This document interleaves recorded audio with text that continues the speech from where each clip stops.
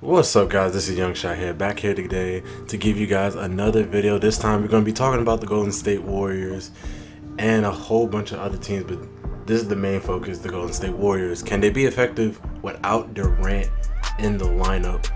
Basically, as you guys know, Kevin Durant has suffered an MCL sprain. Basically, he's going to be out until the first round of playoffs, or the starting of the first round of playoffs. So pretty much that's gonna take effect on them. They need they got support already with Matt Barnes waiving Jose Calderon for him. Jose Calderon only joined the team in less than 2 hours. He got cut due to the Durant injury, and Matt Barnes signed for a rest of the season deal. So pretty much now how they play their lineup is Curry, Thompson, Patrick McCall, Draymond Green, and Zaza. That's basically how they play their lineup right now. And right now they are trying their best to basically make it work. They recently went on a 2-game losing streak after before beating the Knicks, and now had a close game against Atlanta. The thing is how could they? I feel like they can still survive, actually still be a good team to basically maintain the first spot, obviously, but can they be an effective team? Without Durant basically being there, basically still having an injury. Can they be effective defensively? Can they rebound? This is basically all the stuff I'm going to be talking about. And then also we're going to be talking about other teams like the Minnesota Timberwolves and Boston Celtics. So let's get into it. So now with the Golden State Warriors losing Durant, I'm just going to give you guys some stats and basically on how this really affects them. So I'm going to first begin on when they did have Durant, when Durant wasn't hurt. Basically, the Warriors were outscoring opponents by a league high 12.5 in net points per 100 possessions. An improvement over last year's Warriors team that went against the Cavs and lost, which was a plus 11.6. And the was eclipsed by the NBA record held by the 71-72 Lakers. Durant is a major factor in that domination. When he's on the court, Golden State has a net rating of 15.2. So now with him gone, their replacement is Matt Barnes. Matt Barnes, who was waived by the Sacramento, pushed their net rating from a minus 2.8, which is bad, but not completely bad. And you're talking about the lowest of the lowest, but still bad. And a minus 5.1. So that's really bad. And as far as Barnes on transition, he is 22.7 in turnover rate, which basically going to the best transition team in the league. So it spells wonders when he's starting in the lineup. Also for a team that's loaded for talent, Golden State is the most unselfish team in the NBA. It assists on the league high 71% of their baskets, producing 31 assists a game.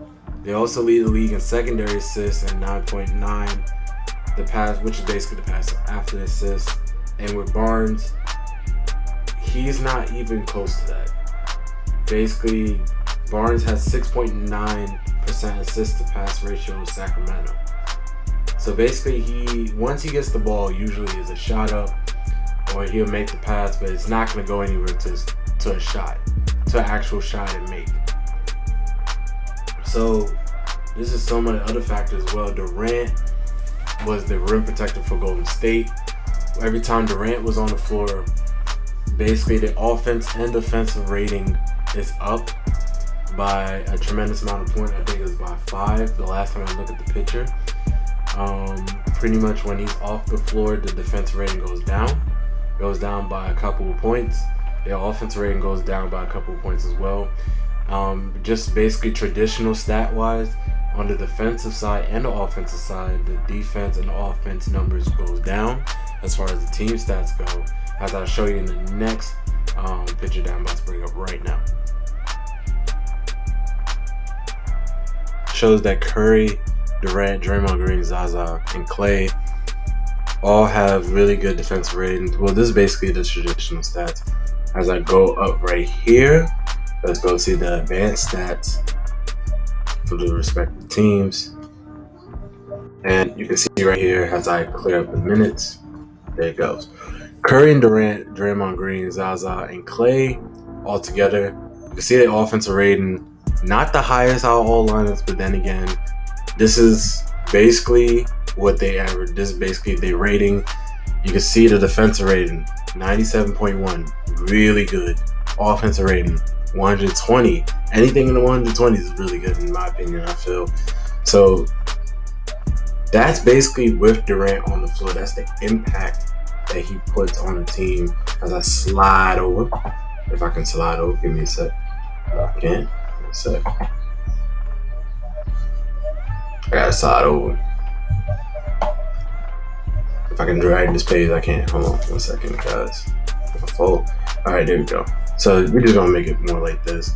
The efficiency with this is 60.5. The true shooting is 63.7, and the pace is 103.65, which is really good around the league, if in my opinion. And when they play the small lineup, which is Curry, Clay, Iggy, Durant, and Green, is 122.4 to 98 in the defense rating, and net rating is high as hell.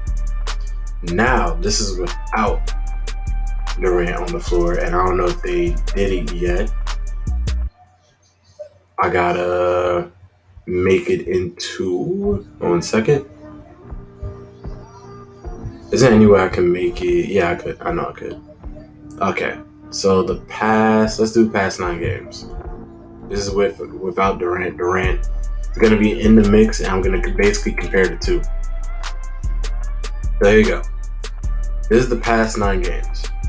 This is when Durant was on the floor with the original starting lineup. So you can see here, Curry, Durant, Green, Pachulia, Clay. They lost one. Durant was out. And basically 121.5 to a 95.5. Great. That's for 24 minutes though out of the last 9 games. This is when Durant is previously out. Now you can see the impact of what happened here as I go up. Curry, Green, McCall, Pachulia, and Clay, which they start lineup now. This is what they do. 96.3 in the defense rating, which is still good. Their offensive rating, though, takes a hit down. Their pace takes a hit. Efficiency takes a hit. Their true shooting takes a hit. And the defense that's brought takes a little bit of a hit, even though it's not presumed as it's taking a hit right here on the offensive and the defensive rating right here. But Durant is so valuable to the Warriors' rim protection. He's probably the most solid defender on the team based on statistic and analytics. Durant basically makes the team into a threat, an interior threat, due to his long arms and quickness on the defensive end, basically reacting to when a shot is put up by the paint and able to reach and grab or basically send the shot out and play tough interior defense when McGee is not on the floor. Without that, the only person that you really have to protect the rim is JaVale McGee. And McGee, even though a solid rim protector, isn't the best IQ rim protector in the world, and sometimes do commit a lot of fouls. Not judging him because of because of Shaq, but just basically on how his game, and truthfully being honest, he's not the best rim protector in the league. So you can see clearly that when they have Matt Barnes out on the floor, the defense seems to go up with 10 minutes on the floor together. Is basically the lineup, but the offense goes up as well. But the pace and efficient shooting goes down as well. As you can see right here in between these numbers, the pace definitely goes down tremendously when Barnes is not on the floor. When Barnes is on the floor, the pace goes down tremendously. They do get in the offense in a half-court set really well, but it takes away a lot. So again, we just gotta check and see. We gotta know what they're gonna do. With Durant being out, it's gonna be very hard for them to have that interior defense. Of course, they're still gonna be number 1 seed. The Warriors still a good team regardless. Not the same team as last year. They're not going to be like overly good just because one person is out, because they have really good bench players, but they will be good because of the stars that they have now. So yeah, that's my initial reaction to Durant. Pretty much when I heard about the news, I was really shocked and surprised that he got injured, but also dating back to his past injury history, I suspected that he was going to get injured somehow, some way. I just didn't know how. But just basically, I already knew like Durant was going to get injured. I thought it would be a minor injury, but it actually turned out to be a big major one. It's only for a month though, so I feel like the Warriors going to survive regardless. But it definitely could shake up things in the West, especially with San Antonio still breathing down their necks. With I think 4 games behind, maybe 3. Especially against the win against Houston, they're basically not going anywhere anytime soon. So they just gotta hope and pray that the Warriors lose some games, but I don't see it happening. Again, San Antonio is probably going to be close, but not close enough to get them. So let's move on now. Let's go on to the Minnesota Timberwolves. This is a team that I really wanted to talk about from the beginning. Minnesota definitely has a spunk with them right now. They're going on a run, even though they've been still losing some games and winning some games. They still not at the top of what many people thought they would be at the top of at the beginning of the season. They right now in the bottom, still in the top. I mean, still in the race for the AFC, obviously. But you gotta look at the team. You gotta really think about it.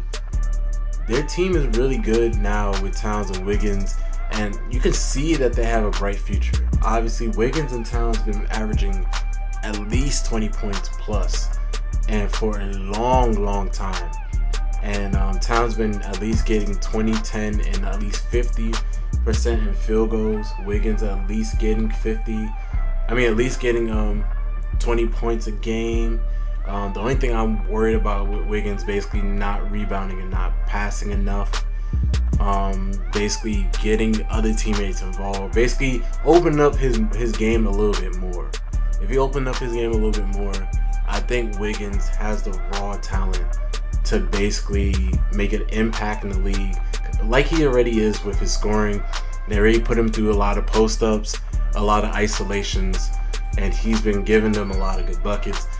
Towns as well in the post, basically getting him hot early, and that's how they've been finding success. But if they can find a consistent place with it, the T-Wolves actually has a really good shot of maybe eclipsing the AC from Denver. Then again, you can't really tell until pretty much the end of the season. Sacramento still looks like they're a good team to fight for the AFC. Portland's still struggling, as many people thought they would or wouldn't. Pelicans struggling definitely because they don't have guard play. It's still a factor for them to make it to the AFC, so anything's possible for them right now. So let's talk about more about Towns and Wiggins, and we'll just go on now. So with Towns and Wiggins, pretty much Towns and Wiggins combined for over 62 games played, 25 W's and 37 losses, which is understandable because they're a young team. 32.8 minutes, they play the most minutes, obviously. But here's the biggest part. Towns and Wiggins from the past 9 games have been scoring 73.9 points per game. This is from basically just only them alone. They are scoring 73.9 points per game. Now the T-Wolves, if I believe it or not, when I look at their points per game total, as I'm bringing it up right now, as I look down, the T-Wolves average 104.8. They almost accumulate nearly 70, if not 75% of the team's points. That is remarkable, especially at a young age for Wiggins and Towns. They're 17th in scoring, obviously, and their assist totals or assist numbers is really good as a team. Not taking that away from them, but the impact that both of them have on this team is tremendous. And it's crazy to think that they don't have enough scoring options, especially with Levine being out with a torn ACL. So now, as I bring that up to you, as far as the two-man lineup, let's discuss the last 9 games when Towns has been playing, or basically when Wiggins been playing. And I'm just gonna go straight to the player. Let me go there, and we're gonna talk about this right now. And I'm gonna recent filter into the last 9 games. So now, Wiggins, from the past 8 games being played, Wiggins has scored 29.8 points a game, has gotten 4.3 rebounds and 2.3 assists, and his plus minuses is 2.8. Shooting a free throw percentage of 80% and also shooting a field goal percentage of 50%. This is incredible stuff from the young player, getting at least 38 minutes a game. Towns, on the other hand, and here you go. This one's gonna be a doozy. Towns been averaging 28 points, 14.1 rebounds, 2.5 assists, and pretty much shooting 84% from the free throw line and 60% from the field goal range. When I tell you that is crazy numbers, that is really crazy numbers in my opinion. It's not much that you can find with these 2 stars, and hopefully they can find people that play defense around them for next season. I think Tom Thibodeau was a great head coach, but I feel like he's going to run into the ground, especially with all these minutes I'm seeing here. Again, they are the star players. It's crazy to think that Towns and Wiggins is averaging these numbers at such a young age. Especially with Levine being out, they have so much responsibility, and they're making a push right now to basically get into that 8th seed. Minnesota has won 6 out of the last 6 out of the last 10 games. It pretty much went on streaks of 2 games and then losing the game and then basically winning 2 straight games again, which pretty much shows the improvement that they are getting close to that spot of basically getting in the 8th, going into the 8th spot. As I pull up into the NBA.com section and basically go to the standings, I believe they're only a few games back right now from a seed, basically with Denver still holding on to that 8th seed. Yes, they are. They're only 3.5 games back. Before there was 5. So pretty much with 5, before it was like 5 games back. Sacramento drops down. Dallas climbs up.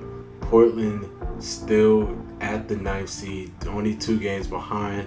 Dallas is literally 2.5, and Minnesota is right now 3.5 back. So Minnesota still have a lot of ground to make up. Only a few more games left though. They still got to make a push somehow to get into the 8th seed for the play. So that would be it, guys. Thank you guys for tuning in to Diesel Claw Journalism. I'm your host, Mr. Youngshot, and let you guys a reminder, please like and subscribe to this page. Pretty much I've been putting out a lot of content through Pro-Am. If you guys want to catch a Pro-Am stream, I'll be streaming tonight. I'm also going to put out more material for blogger.com, as you just seen right there. That's the link below. I'm also going to put in the link in the description below to basically check out my blogger page for more articles and more news about the NBA. I should be doing more NFL news coming up. The draft is coming up, so I'm just going to let that space out and basically start doing more NBA news. And then as soon as the draft finish, I'll basically put more NFL news out as it comes from there. So pretty much, guys, thank you guys for rocking with me. This is Youngshot. I'm out. Peace.